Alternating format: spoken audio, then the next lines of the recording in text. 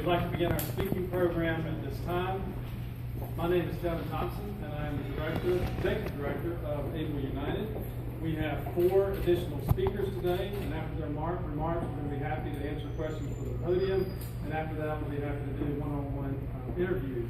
I'd like to welcome members of the media. Thank you for coming, being with us. We are also joined by leaders from various patient and provider advocacy organizations, representatives of state agencies, and self-advocates who are all standing in support of the opportunities that are now offered by Able United. Thank you all very much for coming. This morning you're going to hear from State Representative Ray Rodriguez. He is on the Able United board. We're going to hear from Michael Roush, who is a manager of financial empowerment and innovation at the National Disability Institute. We're happy to have Senate President Andy Gardner with us this morning. And then last but not least is Jen Secor. What a great story she has. I'm not going to spoil it, I'll let her tell her, but we're so excited that she could be with us this morning. All of these people have one thing in common. They are all united in their desire to help us address some of the very unique challenges that persons with disabilities face when it comes to saving money. Unfortunately, Able United, as you'll hear, are going to help with some of those challenges. The mission of Able United is to encourage and assist the saving of private funds to help people with disabilities cover costs that support their health, independence, and quality of life. Simply put, to have a better life experience. With Able United, individuals with disabilities can now save tax-free for qualified expenses, and they can also save while maintaining their government benefits. And they'll also be able to do it at a very low cost. In just a minute, we're going to hear from Representative Rodriguez. But first, let's take a minute to watch a short video to learn more about the opportunities that are provided by Able United. My name is Ray Rodriguez, and I have the privilege of carrying the bill in the Florida State House of Representatives. And I first want to begin by thanking Kevin and his team for making today happen. 18 months ago, we passed the bill, and we turned over a concept, and that's really all it was. In December 2014, Congressman Crenshaw was successful in finally getting the U.S. Congress to authorize this. And in January 2015, I filed the bill along with State Senator Babushka. So Kevin really didn't have anything to look at as they were putting this together, because Florida was leading the way. And I just want to tell you why this bill is important to me. Governor Scott commissioned a task force in 2012 to look at job opportunities for Floridians with disabilities. And if you look at their report, the findings were troubling. According to the U.S. Bureau of Labor Statistics, 8 out of 10 of American citizens with a disability are not in the workforce. Now, these aren't people that are unemployed and looking for a job. These are people that aren't in the workforce at all. They're not looking for a job. And why is that? It's not because they don't want to work. And it's not because they don't have anything to offer. They're not in the workforce because of obstacles government has placed in their way. For these individuals who need the safety net, the safety net is given to them, but it's given to them in conditions. And the conditions are you can't have assets more than $2,000, and you can't have outside income of more than $700 a month.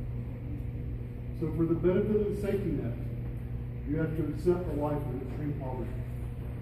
But even more than that, for the benefit of the safety net, these individuals have to give up on fulfilling their potential. The American dream has always been that there is no limit to our potential if we're willing to work hard enough to achieve our dream. And for this group of people, that dream is not delivered. And so what we've done by authorizing the Able Savings Account here in Florida is we've given an opportunity now for these individuals to do their best. They're no longer going to be faced with the choice of, if I seek independence and I fail, I will lose the safety net. That's the reason 8 out of 10 are not in the workforce. They couldn't afford the risk of losing access to the safety net. And now we've given them that ability through this Able Trust to pursue their potential with the full knowledge that if they are not successful in becoming independent, the safety net will still be there for them. But even more important than that, they get the opportunity to do what all of us take for granted. To work, to earn, to save, and to use what we've earned and saved to improve the quality of our lives. This is an opportunity that had been denied to this group, and now it will become available. It's important to me. I'm the father of a son with unique abilities. And when you're a parent of a child with unique abilities, the thing you consider, what will their future be like when you're no longer there? And now, thanks to Able United, I know that my son will have the opportunity to pursue his potential and to do his very best with the full knowledge that if he's successful, that's great, and if he's not successful in achieving independence, he will be punished for trying. And that's what Able United is about. And for the individuals who do not have the ability to work, Able United provides an opportunity for their family members to contribute to their savings so that their needs can be met even after they're gone. This is truly a great program. We can't remove the disabilities that Floridians have, but what we can do is remove the obstacles that stand in their way, and that's what we've done here today. So I'm very proud to have carried this bill in the House. I'm very proud that this day has come to be. I want to thank Devin and his team for their hard work. I'm turning it over to Michael Roush. The National Disability Institute, as well as the ABLE National Resource Center. We would like to congratulate ABLE United and the state of Florida for this opportunity to have these new accounts available to individuals with disabilities. The National Disability Institute, we are a nonprofit organization based in Washington, D.C., and our mission is to end poverty for persons with disabilities and to build a better economic future. And ABLE United and ABLE accounts help make that mission a reality. And so, as we look at ABLE United, we see that this promise is real for individuals. We see that individuals with disabilities can really save money, can really have that opportunity where they can build a better financial future for themselves. Until now, as Representative Rodriguez had mentioned, until now, individuals were limited in the amount of money that they could save, particularly if they were receiving as public benefits, such as supplemental security income or receiving Medicaid. And if an individual was receiving SSI or supplemental security income or Medicaid, they could not save over $2,000 before it would jeopardize their public benefit program. You know, one of the great things that we have is a great piece of civil rights legislation, the Americans with Disabilities Act. And the Americans with Disabilities Act clearly states as one of its proper goals is economic self-sufficiency.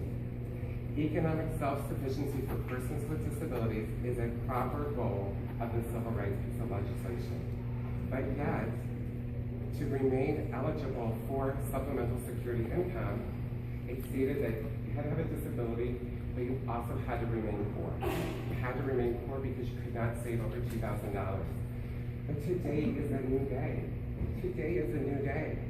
Today, because of ABLE United, an individual can save up to $14,000 a year. That changes the playing field for individuals with disabilities.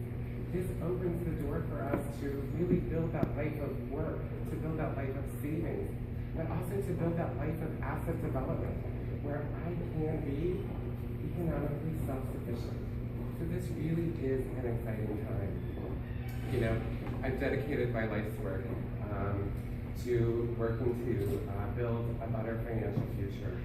I am an optimist. I believe poverty can be ended.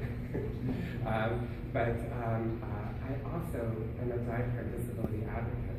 But I'm also a person with a disability, an individual who has really fought to see that all individuals with disabilities, regardless of their disability, has the same playing field as everyone else.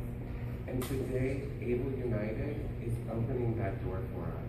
It is truly opening that door where we can truly be fully included within the society, where we can also be truly self-determined, where individuals can save money to really be able to work towards whatever that American dream is for them. For some individuals, that American dream might be to go to work. You know, before, individuals were afraid to go to work because of the fear of losing their public benefit. If I saved my money, I would lose my benefits, right? For some, the American dream might be able to own a home. For some, it might be to have a car. regardless of what that is, an individual can now save money to be able to achieve that American dream. So this really is our moment, and this really is an exciting time. It's an exciting time as a Floridian, for all citizens, I believe, but it's an exciting time as a Floridian with a disability. Because even though the office is in Washington, D.C., they let me live in the state of Florida. I'm a Floridian, and I'm a Floridian with a disability. And so this really is an exciting moment, And I hope that each of you, including these advocates who are behind me, they know the excitement. As you see us walk out of here, and if you see if we got an extra bounce in our step, hey, it's because we have Able United, and we have this new opportunity where we can truly build a better economic future.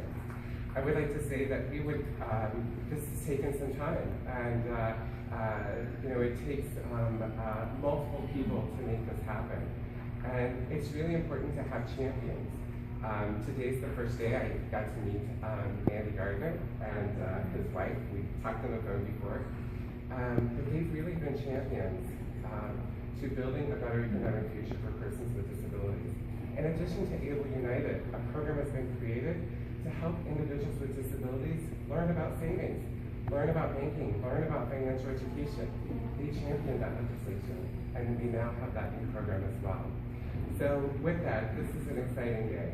And I'd also like to say that it's a really big honor for me to be able to introduce a champion to building a better economic future for persons with disabilities, Senator President Andy Gardner. And in politics, it says timing is everything.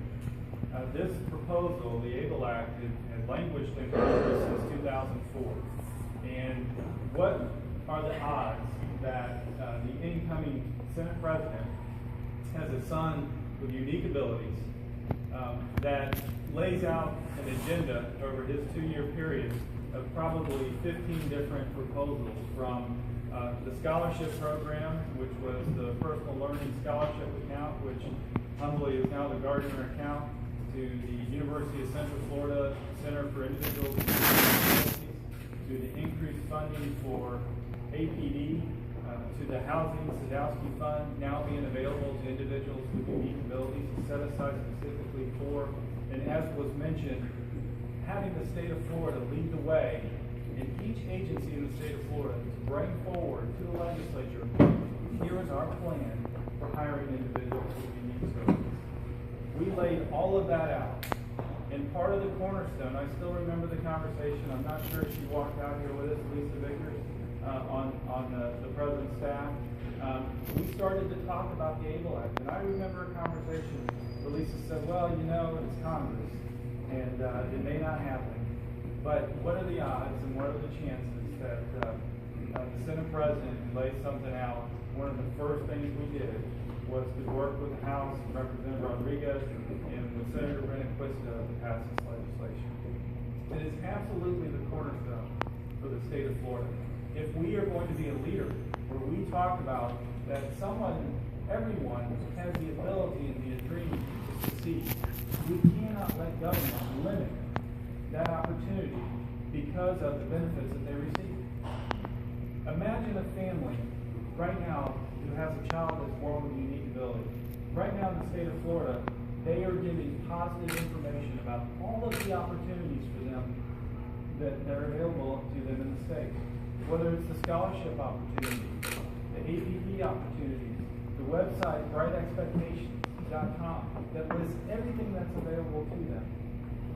It is such a difficult time to know that you are now on a journey that most families will never be a part of. But over the last 2 years, and with the passage of the ABLE Act, we have made a significant change and a significant difference. I can't tell you how many times I look back at different things that we've been involved in, and it has been truly a blessing to be in the right place at the right time. I will say this, and I will say this to the advocates. If somebody will say, well, that's a disabled child. That is not. That is a child. And that is a child with unique ability. Everybody here has unique ability, and it's our role as leaders to find that unique ability and help them be successful.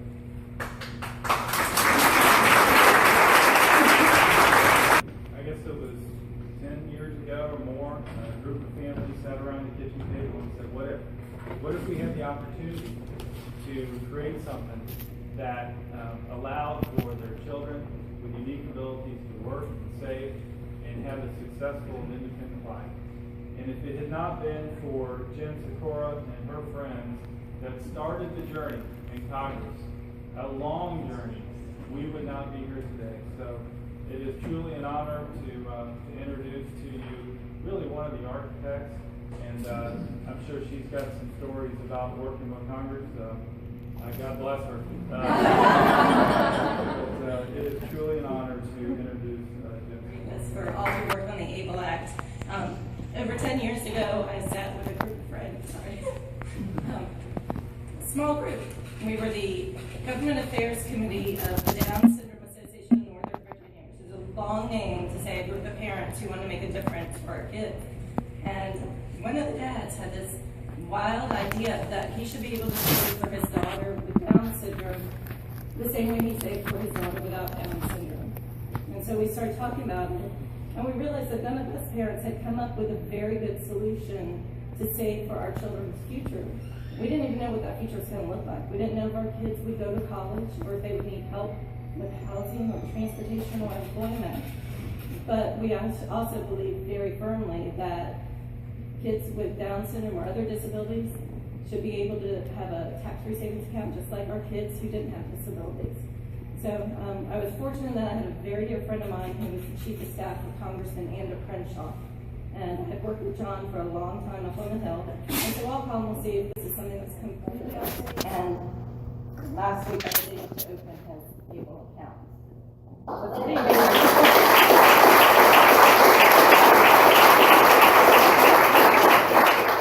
I did cry just a little bit.